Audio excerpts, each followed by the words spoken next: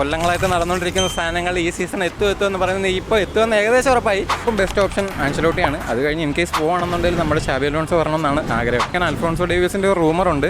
അതുപോലെ തന്നെ കാർവാൾ ഇപ്പം ഓൾഡ് മിഡ്ഫീൽഡ് എന്ന് പറഞ്ഞാലും നമുക്കിപ്പം toughest opponent of course city തന്നെയാണ്. ബെസ്റ്റ് പ്ലെയർ എൻ്റെ അഭിപ്രായത്തിൽ റയൽ മാഡ്രിഡിൽ ഈ സീസണിൽ എക്സ്പെക്ടേഷൻ എങ്ങനെയാണ്? ഈ സീസണിൽ നമ്മൾ എന്തായാലും ലീഗ് അടിക്കുന്നത് തന്നെയാണ് എക്സ്പെക്ടേഷൻ.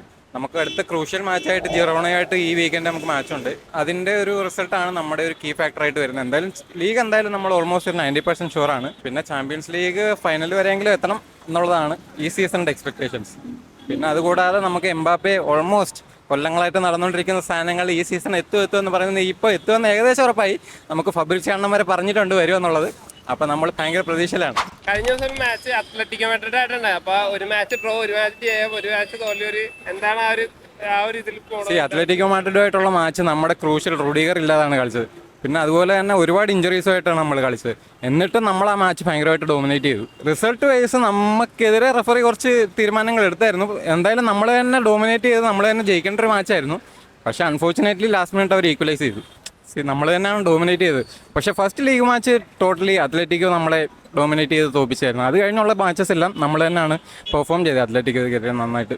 അൻസലോട്ടി എങ്ങനെയാണ് അപ്പോൾ കോൺട്രാക്ട് എക്സ്റ്റെൻഡ് ചെയ്തിട്ടുണ്ട്? അപ്പോൾ അതിനെക്കുറിച്ച് അൻസലോട്ടി നമ്മുടെ ടീമിൻ്റെ മിഡ്ഫീൽഡേഴ്സിൻ്റെ വേഴ്സറ്റാലിറ്റി ഏറ്റവും കൂടുതൽ യൂസ് ചെയ്യാൻ പറ്റുന്ന ഒരു പ്ലെയർ ഫ്രണ്ട്ലി കോച്ചാണ്. ആള് ടാക്ടിക്സ് മെയിനായിട്ടല്ല ഫോക്കസ് ചെയ്യുന്നുണ്ടെങ്കിലും പ്ലെയേഴ്സിൻ്റെ മാക്സിമം എങ്ങനെ യൂസ് ചെയ്യാം, അവരുമായിട്ടുള്ള റിലേഷൻഷിപ്പ് മെയിൻറ്റെയിൻ ചെയ്ത് ടീമിനെ ഒരു സ്പിരിറ്റിലെത്തിക്കാൻ ഏറ്റവും നല്ല കോച്ച് ആൻസലോട്ടി തന്നെയാണ്. എസ്പെഷ്യലി റയൽ മാഡ്രിഡിൽ ഇപ്പോൾ യൂത്ത് പ്ലെയേഴ്സ് ഒരുപാടുള്ളതുകൊണ്ട് നമുക്ക് എനിക്ക് തോന്നുന്നു ഇപ്പം ബെസ്റ്റ് ഓപ്ഷൻ ആൻസലോട്ടിയാണ്. അത് കഴിഞ്ഞ് ഇൻ കേസ് പോകുകയാണെന്നുണ്ടെങ്കിൽ നമ്മുടെ ഷാബി അലോൺസോ വരണമെന്നാണ് ആഗ്രഹം. ഇനി അടുത്ത ട്രാൻസ്ഫർ സ്ട്രെങ്തൻ ചെയ്യാൻ ഉദ്ദേശിക്കുന്ന ഒരു സൈഡ് ഏതായിരിക്കും? സ്ട്രെങ്തൻ ചെയ്യാൻ ഉദ്ദേശിക്കുന്ന സൈഡ് ഓഫ് കോഴ്സ് ഡിഫൻസ് ആണ്. ലെഫ്റ്റ് ബാക്ക് നമുക്ക് ഫ്രാൻ ഉണ്ട്. എന്നാലും ഡേവിസ് ഇങ്ങനെ അൽഫോൺസോ ഡേവിസിൻ്റെ ഒരു റൂമറുണ്ട്. അതുപോലെ തന്നെ കാർവാൾ ഇപ്പം നല്ല ഫോമിലാണെന്നുണ്ടെങ്കിലും നമുക്ക് ബാക്കപ്പ് സൈൻ ചെയ്യണം. അതുപോലെ തന്നെ മിലിറ്റാവോ ഇഞ്ചുറി ഉണ്ട്. റൂഡിഗറും ഇനിയും ചിലപ്പോൾ ഒരു 2 സീസൺ തന്നെ കാണത്തുള്ളൂ. സെൻട്രൽ ബാക്ക് എന്തായാലും ഒരു ക്രൂഷ്യൽ സൈനിങ് ആണ്. റയൽ മാഡ്രിഡിന്റെ ഒരു ബെസ്റ്റ് പ്ലെയർ ഇപ്പോൾ ആരായിരിക്കും? ബെസ്റ്റ് പ്ലെയർ എൻ്റെ അഭിപ്രായത്തിൽ റൂഡിഗറും വാൽവേർഡെയാണ്.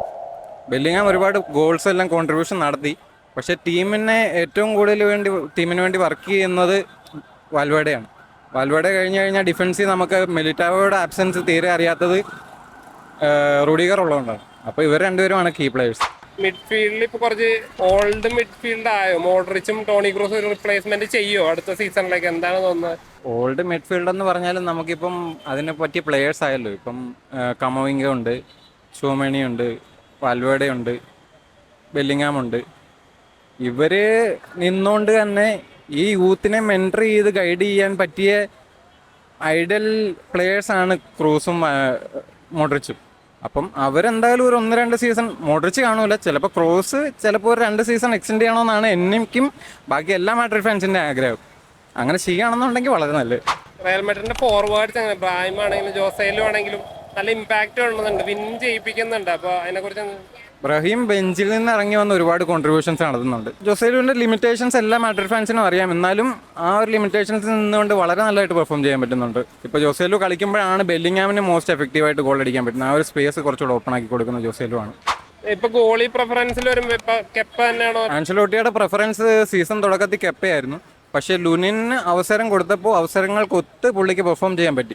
അപ്പോൾ ഇപ്പോൾ കൂടുതൽ ട്രസ്റ്റ് എന്തായാലും ലുനിന് തന്നെയാണ്.